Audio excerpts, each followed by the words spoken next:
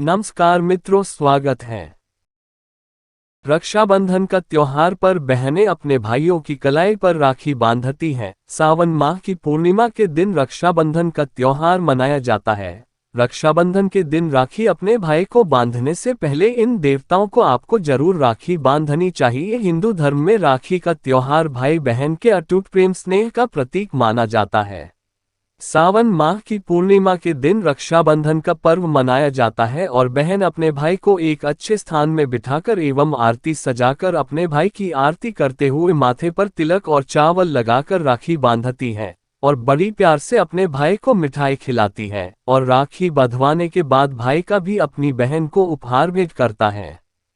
मान्यता है कि रक्षाबंधन के दिन भगवान को राखी बांधने से सभी मनोकामनाएं पूरी होती हैं। आइए जानते हैं कि किस भगवान को राखी बांधनी चाहिए। गणेश जी को राखी क्यों बांधनी चाहिए? गणेश जी हमारे हिंदू धर्म में सर्वप्रथम पूजे जाने वाले भगवान हैं एवं उनकी पूजा मात्र करने से सुख शांति धन ऐश्वर्य की प्राप्ति होती है। रक्षाबंधन के दिन भगवान गणेश जी की पूजा अर्चना जरूर करनी चाहिए। भगवान गणेश जी को लाल रंग बहुत प्रिय है। मान्यता है कि रक्षाबंधन के दिन भगवान गणेश जी को लाल रंग की राखी बांधते समय भगवान गणेश जी के कानों में अपनी सारी इच्छाएं बता देने मात्र से आपकी सारी मनोकामनाएं भगवान गणेश जी पूरी करते हैं और आपकी सारी चिंता दुख परेशानियां भी दूर हो जाती हैं एवं घर में सुख शांति बना रहता है। हनुमान जी को राखी क्यों बांधनी चाहिए? आपको पता ही होगा कि हनुमान जी को भगवान राम जी का दूत माना जाता है। हनुमान जी को अमर होने का वरदान भी मिला है एवं हनुमान जी से बलवान बलशाली शक्तिशाली कोई दूसरा नहीं है। वैसे तो हनुमान जी को जन्म के समय से लाल रंग बहुत पसंद है। उन्होंने सूर्य को निगल लिया था एवं रक्षाबंधन के दिन हनुमान जी को लाल रंग की राखी जरूर बांधनी चाहिए। हनुमान जी को राखी बांधते समय इस चमत्कारिक मंत्र का उच्चारण जरूर करना चाहिए। मंत्र है श्री रामदूताय अंजनी पुत्राय नमः का उच्चारण करने से हनुमान जी स्वयं आपकी रक्षा करते हैं। ये भी माना जाता है कि हिंदू धर्म की मान्यताओं के अनुसार भगवान हनुमान जी को रक्षाबंधन के दिन राखी बांधने से कुंडली में मंगल का प्रभाव एवं शनि की कुल दृष्टि धीरे धीरे खत्म हो जाता है और बल बुद्धि की प्राप्ति होती है। भगवान हनुमान जी को रक्षाबंधन के दिन राखी बांधते समय और उनसे हाथ जोड़कर विनती करने से वह सारे कष्टों हर लेते हैं एवं सुख शांति का वरदान देते हैं। भगवान श्री कृष्ण को क्यों राखी बांधनी चाहिए?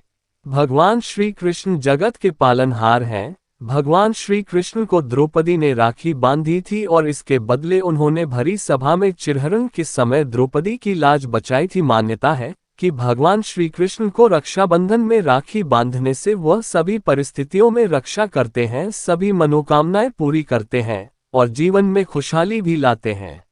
भगवान शिव को क्यों राखी बांधनी चाहिए? रक्षाबंधन का पर्व सावन के आखिरी दिन आता है और सावन का महीना भगवान शिव को बहुत प्रिय होता है। ऐसा माना जाता है कि रक्षाबंधन के दिन भगवान शिव को राखी बांधने से आपकी रक्षा करते हैं और भगवान शिव आपकी सभी मनोकामनाओं को पूरा करते हैं। हर वर्ष पूरे भारत में लोग अपने घर वालों के साथ कई अवसर पर एक साथ मिलते हैं। ठीक उसी तरह रक्षाबंधन का पर्व एक ऐसा पर्व है जो भाई एवं बहन के बीच सबसे ज्यादा खुशियां लेकर आता है। ये हिंदू पंचांग के अनुसार श्रावण माह की पूर्णिमा के दिन पड़ता है और भाइयों और बहनों के बीच स्नेह और प्यार का त्योहार मनाया जाता है। रक्षाबंधन के पर्व से जुड़ी कई प्रसिद्ध कथाएं आइए जानते हैं। रक्षाबंधन पर्व से जुड़ी हुई हैं। संतोषी माता की कथा। हर वर्ष जब मनसा भगवान गणेश जी को रक्षाबंधन के दिन राखी बांधने आती थी तब भगवान गणेश जी के दोनों बेटे शुभ और लाभ उदास हो जाते थे क्योंकि उनकी कोई बहन नहीं थी। दोनों भाइयों ने आपस में विचार करने के पश्चात दोनों ने अपने पिता भगवान गणेश जी से एक बहन मांगी। तब भगवान गणेश जी ने शुभ और लाभ दोनों की इच्छाएं पूर्ण करते हुए भगवान गणेश जी ने अग्नि से एक कन्या को उत्पन्न किया जो संतोषी मां थी। भगवान गणेश जी के पुत्र शुभ और लाभ एक बहन पाकर दोनों बहुत खुश थे जो हर रक्षाबंधन के दिन पर उन्हें राखी बांधती थी। इंद्र और इंद्राणी कथा। रक्षाबंधन की शुरुआत कैसे हुई इसका कोई प्रमाण पवित्र हिंदू धर्मग्रंथों में नहीं मिलता नहीं है, लेकिन कई लोग मानते हैं कि रक्षाबंधन पर्व की उत्पत्ति भगवान इंद्र और इंद्राणी की कथा से हुई है। इस कथा के अनुसार रक्षाबंधन का त्योहार में सबसे पहले पति को राखी बांधकर मनाया जाता था। वर्षा और स्वर्ग के देवता भगवान इंद्र का एक शक्तिशाली शत्रु असुर वृत्र था, जिसने युद्ध के दौरान भगवान को मार ही डाला था। इससे चिंतित होकर भगवान इंद्र की पत्नी इंद्राणी या शची ने भगवान विष्णु से याचना की, मेरे पति की रक्षा करते हैं। उन्होंने एक सफेद सूती धागा इंद्राणी को दिया और सुरक्षा के लिए भगवान इंद्र की कलाई पर बांधने को कहा। इंद्राणी ने वैसा ही किया जैसा उन्हें कहा गया था। धागा पहनते हुए भगवान इंद्र ने राक्षस वृत्र को मारकर युद्ध जीत लिया। भगवान कृष्ण और द्रौपदी की कथा।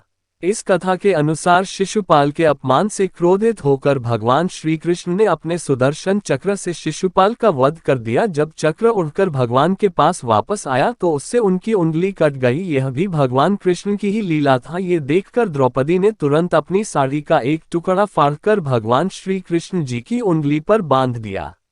तब भगवान श्री कृष्ण बोलते हैं कि संकट के समय जब भी मेरा नाम लेकर पुकारोगी मैं अवश्य आऊंगा। तभी चिरहरण के समय सभा में द्रौपदी ने भगवान का नाम लेकर पुकारते हैं, तब भगवान आकर द्रौपदी की लाज बचाते तथा इस प्रकार रक्षा करते हैं। यम और यमुना की कथा।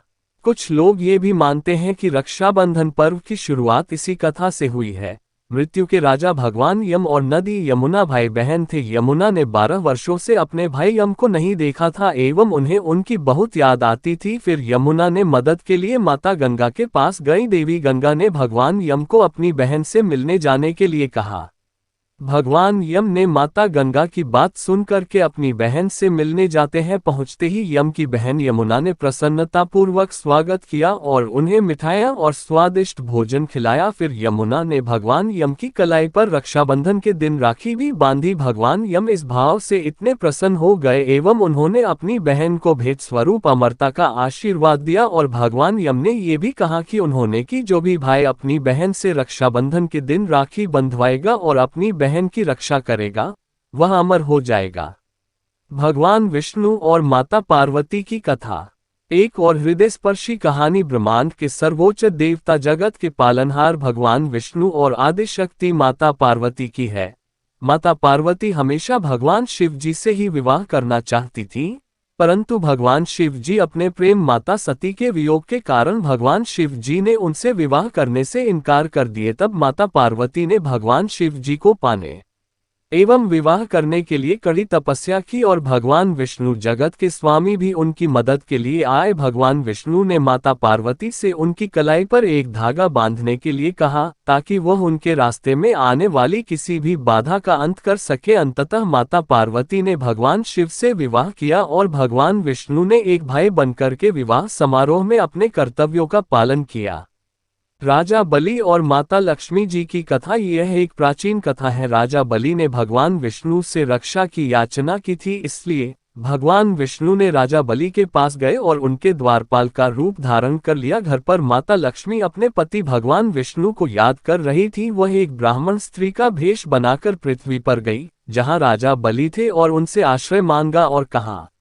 राजा बलि ने एक ब्राह्मण स्त्री के रूप में माता लक्ष्मी का ख्याल रखा। पूर्णिमा के दिन माता लक्ष्मी जी ने रक्षाबंधन के दिन राजा बलि को राखी बांधी। इस भाव से प्रसन्न होकर राजा बलि ने माता लक्ष्मी से पूछा कि आपको भेंट स्वरूप क्या चाहिए। तभी माता लक्ष्मी ने उत्तर देते हुए कहा कि वह अपने पति को वापस मांगी और भगवान विष्णु जी अपने स्वयं रूप में प्रकट हो गए।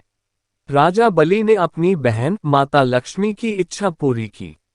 ये सभी प्राचीन कथाएं थी। रक्षाबंधन का त्योहार यह एक पावन पर्व है जिसमें भाई एवं बहन के बीच में अटूट प्रेम स्नेह का रिश्ता है। रक्षाबंधन के दिन भाई और बहन के बीच का संबंध इस कथा के रूप में वर्णित है। यही से रक्षाबंधन का त्योहार मनाए जाने लगा। आप सभी को रक्षाबंधन का ये वीडियो पसंद आया हो तो चैनल को सब्सक्राइब जरूर कर ले। धन्यवाद।